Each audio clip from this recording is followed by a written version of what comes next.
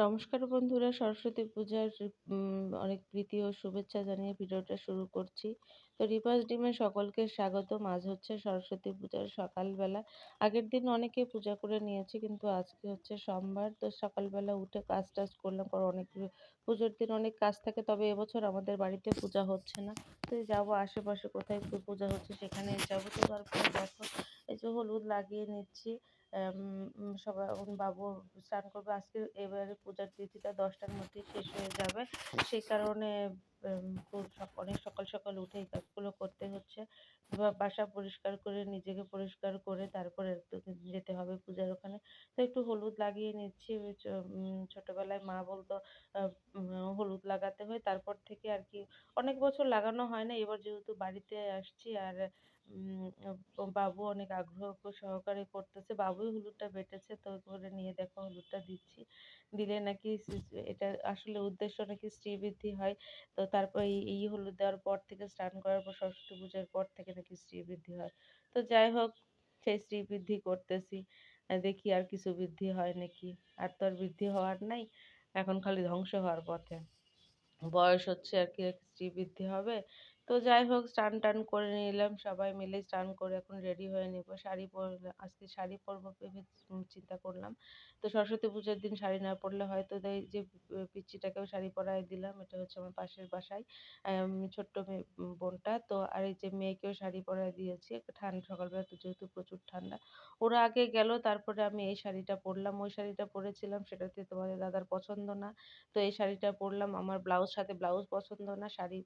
এই শাড়িটা মায়ের শাড়ি। তো পরে যাই হোক, যেতে হবে অঞ্জলি দিতে, তো যাচ্ছি। তো এদিকে সময় কিন্তু প্রায় শেষ। আর এই মাথায় দেখতে পাচ্ছ একটু জারবেলা একটা দিয়েছি। সেই জারবেলাটা হচ্ছে তোমাদের দাদা নিয়ে এসেছিল। শাড়ি পরলে আমার একটু জারবেলা না হলে চলেই না।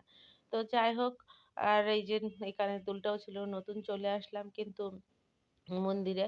আমাদের পাড়ার শ্বশুরবাড়ি, পাড়ার মন্দিরে তো হলো না। তো এই করে তার সামনে যে পাড়াটা, দুপা পাড়া, সেখানটায় আরকি আসতেছি পূজা করতে, পূজা করার জন্য। মানে সব জায়গাতেই পূজা প্রায় শেষের পথে হয়ে গিয়েছে। এই পূজাটা একটু বাকি আছে, সেই কারণে আরকি ধরতে পারলাম। তো এসে দেখি এই যে হোমের ব্যবস্থা চলতেছে, হোমযজ্ঞ শুরু হয়ে গিয়েছে। আর এই যে ঠাকুর মাকে তো দেখতেই পেলে। তো উম এ এ এই তো হচ্ছে পুজোর ব্যাপার। তো তারপরে যজ্ঞ কমপ্লিট করার পর আরকি মানে পূজাটা কমপ্লিটও হবে। এরপর আরকি ভোগ আরতি করবে। যে ভোগ ধরার জন্য আমরা কাপড় ধরলাম। তো সেটা তো আর কি দেখতে হয় না। যেহেতু ভোগ নিবেদন করে, সে তো সেটাকে আর দেখতে হয় না। তো যাই হোক, পূজা-টূজা কমপ্লিট হয়ে গেল। তারপরে আমরা অঞ্জলি দিয়ে নিলাম। এই যে দেখো, যজ্ঞের ফোঁটাও কিন্তু দিয়ে নিয়েছি। তো সবাই মিলে দিলাম। আরো কিছু লোক বাকি আছে, তারা এখন সেটা করতেছে। মানে অঞ্জলি দিচ্ছে। আর এই সুযোগে আমরা কিছু একটু ফটো শুট মানে ছবি-টবি উঠিয়ে নিলাম। তো আ বারবারই এই যে লম্বু তো সবসময় আমার ফোন থেকে কাটা পড়ে যায়। কারণ ফোনে তো আমি ছোটখাটো মানুষ, আর ও তো অনেক লম্বা। ওর ছবি উঠে গেলে আমাকে অনেক করতে হয়, মাথার অর্ধেক তারপরেও কাটা। সেটাই বারবার বলতেছিল যে, "আমি যখনই তুমি আমার ছবি তুলো তখনই আমার মাথা কেটে ফেলে দাও।" তার মানে যে মাথা না, পুরা গলা কাটার ইচ্ছা আমার। তো যাই হোক, উম তারপরে ফাইনালি অনেকটা অপেক্ষার পরে এই যে আমরা প্রসাদ পাইলাম, এবং নদীর ধারে দেখো, নদীর এই পাশটা আগে কিন্তু অনেক সুন্দর ছিল, কিন্তু এখন নোংরা-টোংরা ফেলে জায়গাটা মানে বিচ্ছিরি করে ফেলাইছে। তো তারপরে এটা হচ্ছে শ্বশুরবাড়ির মন্দিরের পূজা, মানে আমাদের এর মানে ওই পাড়ার পুজো। উম পালপাড়ার পুজো। তো যাই হোক, এখানেও পূজা-টুজা তো আগেই শেষ। তো মেয়েরা একটু ছবি উঠাইতেছিল। সব লাল, লাল লাগতেছে। এই যে প্যান্ডেলে এমনই করছে যে ভিতরে গেলেই সব লাল, লাল রঙিন, রঙিন হয়ে যায়। তো যাই হোক, এখানেও শুধু ছবি তোলার পোজ, ওই যে সে যখনই বরাবরই সেই একই পোজ, সেই ভি স্টাইল না কি স্টাইল বুঝি না। তো তারপরে চলে আসলাম বাড়িতে, একটু শ্বশুরবাড়ির দেখা সাক্ষাৎ করে চলে আসলাম বাড়িতে।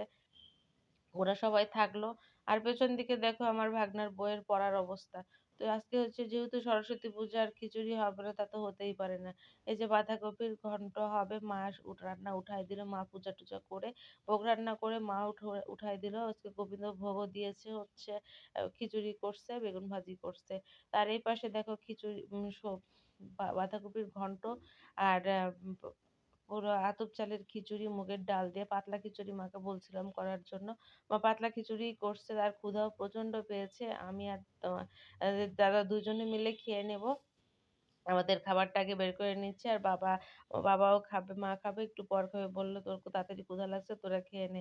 তো যাই হোক আমরা আগে খাওয়া-দাওয়া করলাম। করে কিছুক্ষণ একটু রেস্ট-টেস্ট নিলাম। নেওয়ার পরে এখন আবার সন্ধ্যাবেলায় রেডি হয়ে যাচ্ছি। যে সন্ধ্যাবেলা একটু আবার ওই শাড়িটাই পরলাম। আর তেমন কিছু সাজলাম না। শুধুমাত্র লিপস্টিক দিলাম আর সেই জার বেলাটা পরলাম। আর পড়ার সময় পরলাম চাদর। তো এই ওখান থেকে ঘুরে টুরে আবার চলে আসলাম বাড়িতে। তো এই ছিল বন্ধুরা সারাদিনের ভিডিও আর সারাদিনের সরস্বতী পুজো। এবছরের সরস্বতী পুজো এভাবেই কাটলো। খুব বেশি আনন্দ আয়োজন আড়ম্বর কিছুই হয়নি। বাড়িতে পূজা না হলে যাই হোক। তো ভিডিওটা কেমন লাগলো অবশ্যই একটু কমেন্ট করে জানিও। শুভরাত্রি।